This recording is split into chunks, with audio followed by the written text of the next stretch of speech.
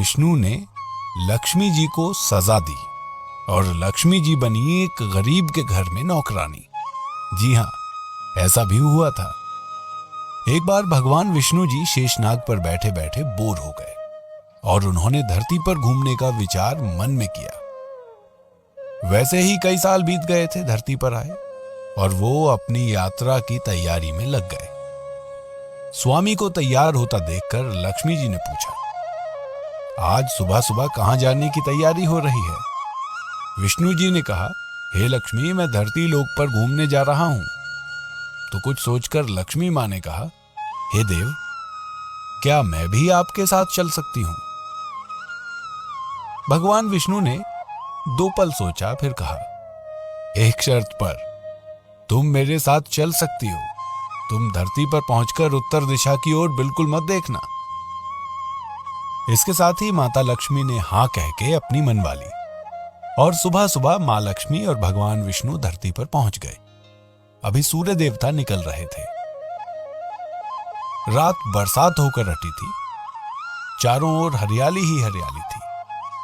उस समय चारों ओर बहुत शांति थी और धरती बहुत ही सुंदर दिख रही थी और मां लक्ष्मी मंत्रमुग्ध होकर धरती को देख रही थी और भूल गईं कि पति को क्या वचन देकर आई हैं और चारों ओर देखती हुई कब उत्तर दिशा की ओर देखने लगी पता ही नहीं चला।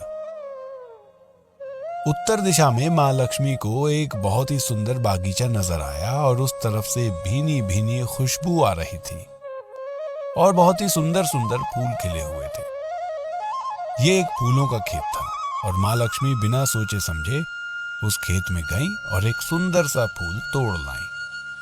लेकिन ये क्या, जब मां लक्ष्मी भगवान विष्णु के पास वापस आईं तो भगवान विष्णु की आंखों में आंसू थे और भगवान विष्णु ने मां लक्ष्मी को कहा कि कभी भी किसी से बिना पूछे उसका कुछ भी नहीं लेना चाहिए और साथ ही अपना वचन भी याद दिलाया।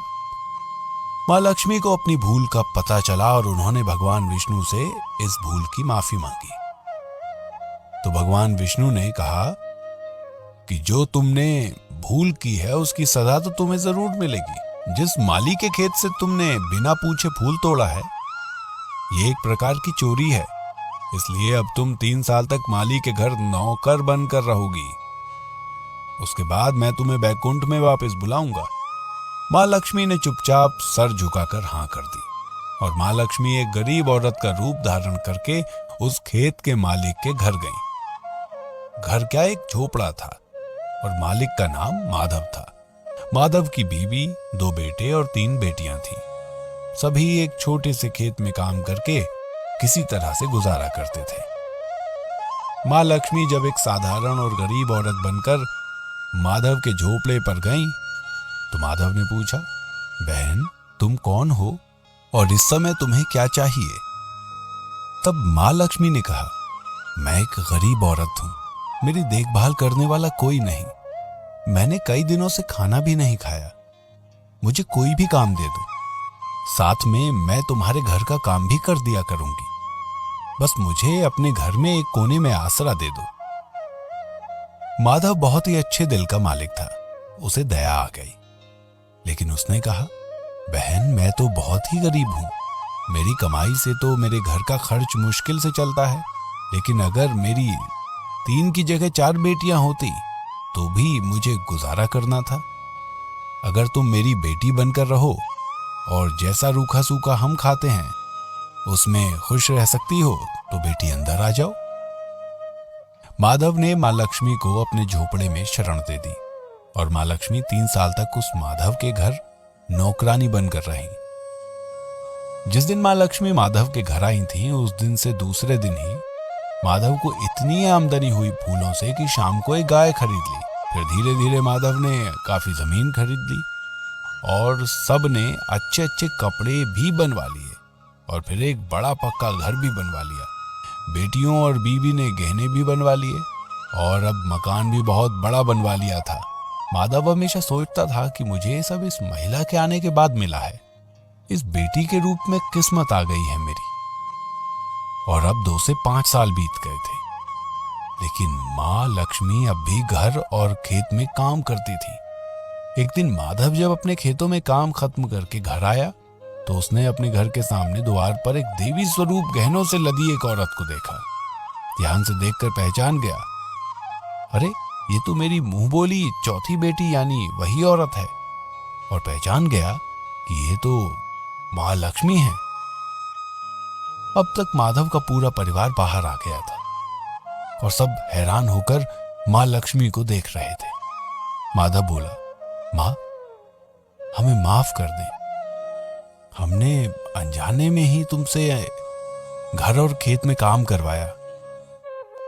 माँ ये कैसा अपराध हो गया हमसे, माँ हम सबको माफ कर दे। अब माँ लक्ष्मी मुस्कुराई और बोली कि माधव तुम बहुत ही अच्छे और दयालु व्यक्ति हो। तुमने मुझे अपनी बेटी की तरह से रखा, अपने परिवार के सदस्य की तरह। इसके बदले मैं तुम्हें वरदान देती हूँ कि तुम्हारे पास कभी भी खुशियों और धन की कमी नहीं रहेगी। तुम्हें सारे सुख मिलेंगे जिसके तुम हकदार हो। और फिर माँ अपने स्वामी द्वारा भेजे गए रथ में बैठकर बैकुंठ चली गई। इस कहानी में माँ लक्ष्मी का संदेशा है कि जो लोग दयालु और साफ दिल के होते हैं, मैं वहीं निवास करती हूँ। हमें सभी मानवों की मदद करनी चाहिए और गरीब से गरीब को भी तुच्छ नहीं समझना चाहिए। हमें इस कहानी से एक शिक्षा और मिलती है कि एक छोटी सी भूल पर भगवान ने माँ लक्ष्मी को सजा दे दी थी। तो हम तो बहुत ही तुच्छ हैं, फिर भी भगवान हमें अपनी कृपा में रखता है। हमें भी हर इंसान के प्रति दयालुता दिखानी और बरतनी चाहिए। और ये दुख सुख हमारे ही कर्मों का फल है। इन्हें समय के साथ हमें भगवान को कोसने के बजाय इससे बाहर निकलने की कोशिश करनी चाहिए।